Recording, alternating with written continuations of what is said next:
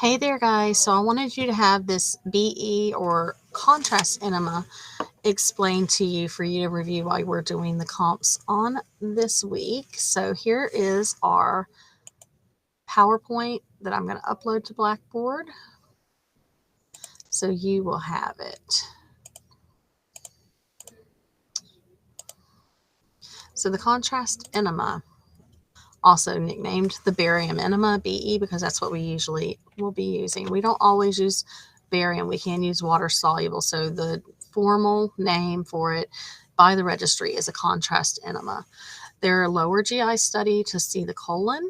You're going to do a patient history, which is on that same patient history prep that I handed out for upper GI. The bottom half is for the lower. We'll go over that on Monday. They require this patient, before we can do the exam, to be cleansing of your large intestine. So we'll look at that in the book. There's different protocols, and we'll see what our book says about that next week. The protocol for contrast enema, the images that we're going to take are AP axial, LPO, RPO, and the lateral rectum. So those are the projections we're going to be doing for our for the contrast enema. So 40-inch SID, 14 by 17 IR, lengthwise or portrait, centered at the crest, and in MSP, mid-sagittal plane. Patient's not rotated, just a KUB really. Breathing instructions, end of expiration. Reasons that we would do this are for obstruction, ileus, volvulus, intussusception. We also do double contrast for looking at diverticulosis, polyps, and lining of the mucosal lining changes. Here's our little video. I'm going to push play on it so you can watch it be performed.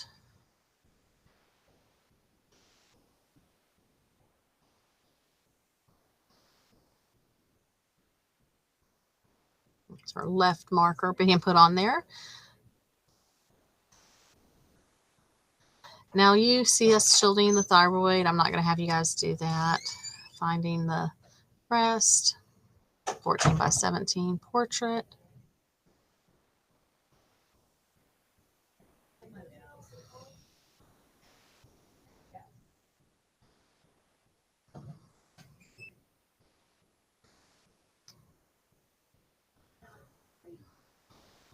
All right.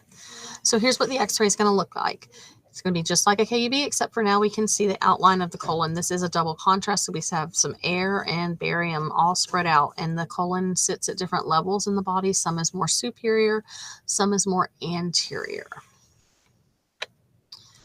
Then we're going to have an AP axial that we're going to do. This is an 11 by 14 IR size. We don't need the whole colon on this one. So you're just going to collimate down. Central ray 2 inches inferior to ASIS and still on the MSP. Your angle is going to be a 30 to 40 degree cephalic angle. Here's that one. Got our angle on there, coming down with my light.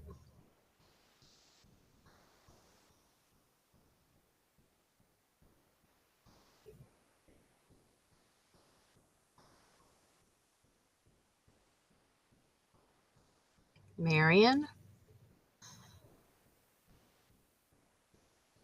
Marker was moved in because of the smaller collimation. Checking for that 2 inches below the ASIS.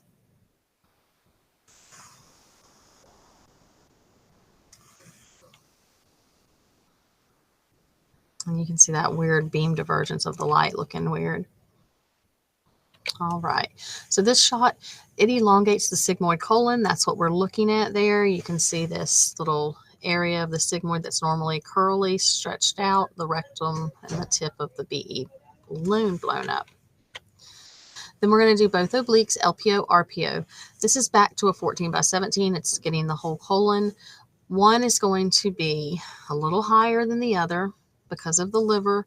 One flexure sits low, one flexure sits high. So for your LPO, it's centered at the iliac crest and 1 inch to the lateral side of the body or the elevated side of MSP. That is going to be for your LPO. It doesn't say it on this slide. The RPO is going to be 2 inches higher, centered 2 inches above the crest to make sure we get the entire left colic flexure. We're going to talk about that in the lab. Rotation's about 35 to 45 degrees. Still end of expiration. Here is, let's see if we got both of them. I'm not sure. Oops. Play that one. Still a left marker on the left side of the patient. Starting off centered straight, obliquing the patient, putting the sponge back for support. And now we're going to center back a little bit off of mid-sagittal at the level of the crest. This is an LPO. It shows the right colic flexure under the liver there. So that one sits low, so you're at the crest.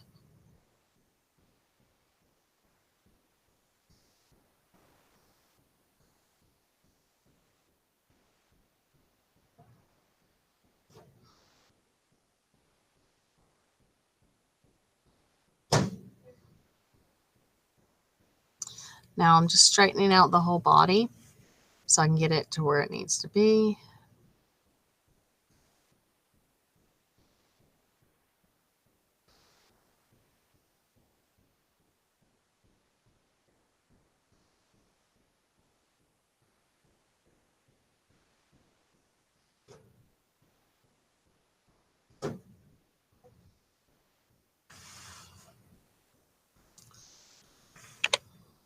So that's what the LPO will look like.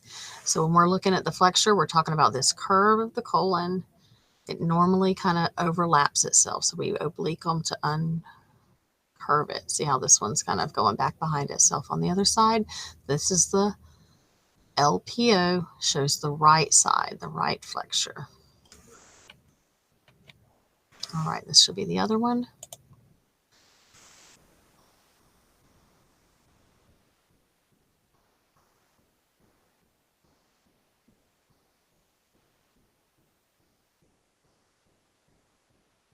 Way. This is an RPO. It's going to show the left flexure. This flexure sits high, almost to the stomach, so we're 2 inches above the crest.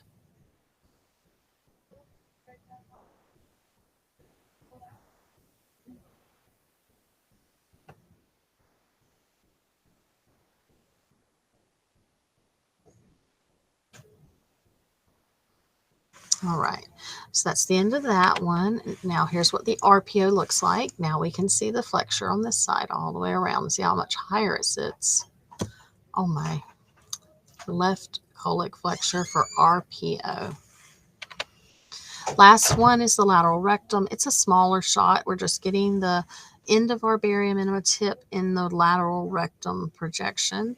It's centered at a ASIS and then back, midway between ASIS and the posterior sacrum. So a 10 by 12 collimation centered back off the ASIS. A right lateral, that's our position for this one, rolled onto their right side.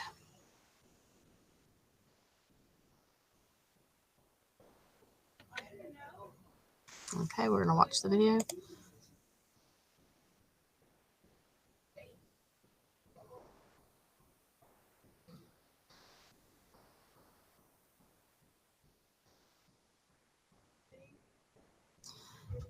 I have to check that because I thought it was a left